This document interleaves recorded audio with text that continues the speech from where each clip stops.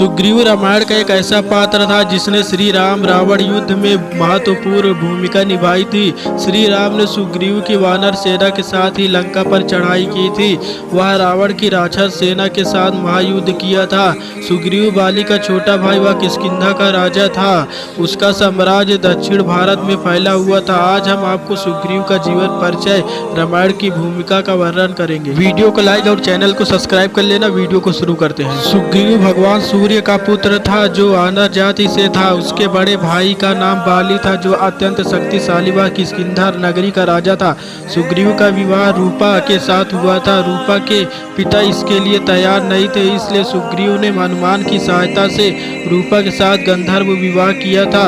वह अपने बड़े भाई बाली के साथ किष्किंधा के राज्य संभालता था। आइए अब बात करते हैं कि सुग्रीव किष्किंधा का राजा कैसे बना। सुग्रीव का भाई बाली अत्यंत शक्तिशाली था तथा उससे यह वरदान प्राप्त था कि वह जिससे भी युद्ध करेगा तो उससे सामने वाली की आदि शक्ति उसमें आ जाएगी। इस प्रकार बाली अजय था तथा उसमें समय समय पर कोई न कोई युद्ध करने आया करते थे। एक दिन एक मायावी राक्षस ने किष्किंधा के द्वार पर आकर बाली को युद्ध की चुनौती दी तथा तभी सुग्रीव भी अपने भाई के साथ गया। दोनों भाइयों को साथ में आता देखकर वह मायावी राक्षस एक गुफा के अंदर जाकर छुप गया। बाली ने सुग्रीव को गुफा के द्वार पर पहरा देने को कहा। वह स्वयं उसी मायावी राक्षस से युद्ध करने गया। तभी द्वार पर खड़े खड़े सुग्रीव को कई माह बीत गए। तभी उसके अंदर से किसी के कहराने की आवाज आई। वह बाहर तक रक्त बहता हुआ आया। उसे लगा उसके बड़े भाई की मृत्यु हो चुकी है और इस डर से कि वह राक्षस बाहर आकर उन पर भी आक्रमण कर दे, उसने गुफा के द्वार को एक चट्टान की सहायता से बंद कर दिया। इसके बाद उसने किष्किंधा आकर सारी सूचना मंत्रियों इत्यादि को दी। सभी ने मिलकर सुग्रीव को किष्किंधा का राजा बना दिया।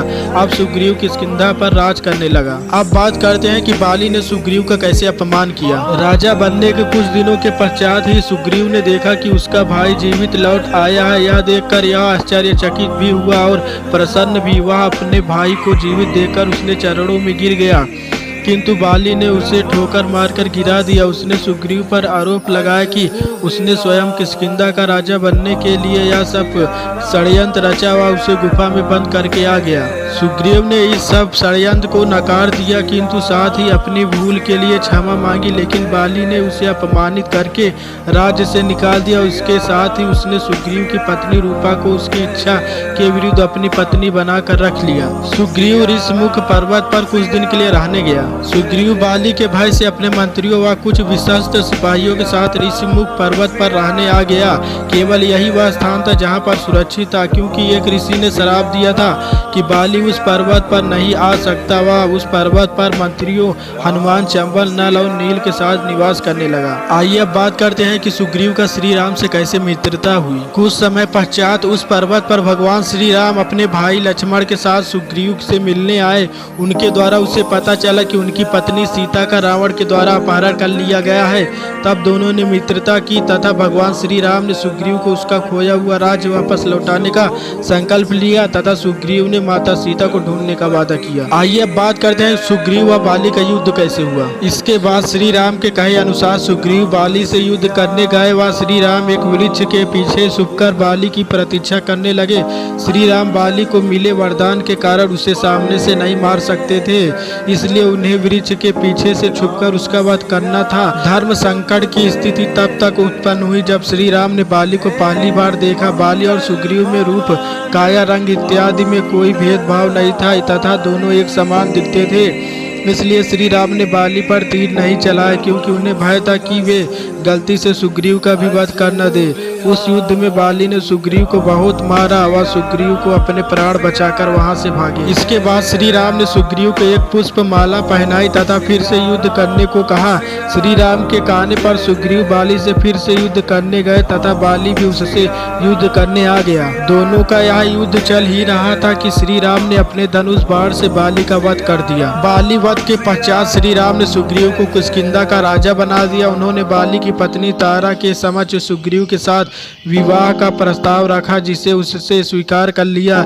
इसके बाद सुग्रीव का तारा के साथ विवाह करवा दिया गया। सुग्रीव राजा बनने के पश्चात सुग्रीव ने माता सीता को ढूंढने की इच्छा व्यक्त की।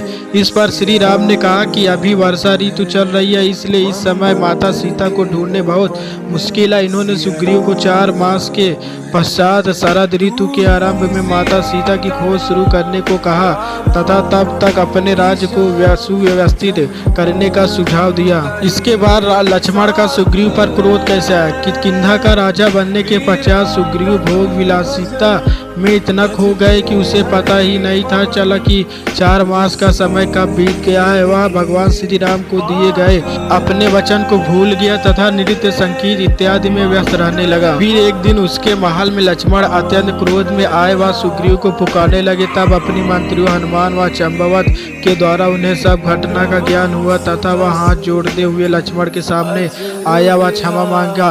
सुग्रीव उसी समय श्री राम से मिलने उनके पास गया। माता सीता की खोज। भगवान श्री राम से आदेश पाकर उसने अपनी संपूर्ण वानर सेना को बुलाया व उसे 4 भागों में बांट दिया। प्रत्येक दल को उसने भारत की चारों ओर दिशाओं के कोने तक जाने का आदेश दिया। वह हर भूभाग में माता सीता को खोजने को कहा। अपने सबके प्रमुख वानर दल को उसने दक्षिण दिशा में भेजा, क्योंकि रावण की नगरी वही थी। वीडियो को लाइक और चैनल को सब्सक्राइब कर लेना।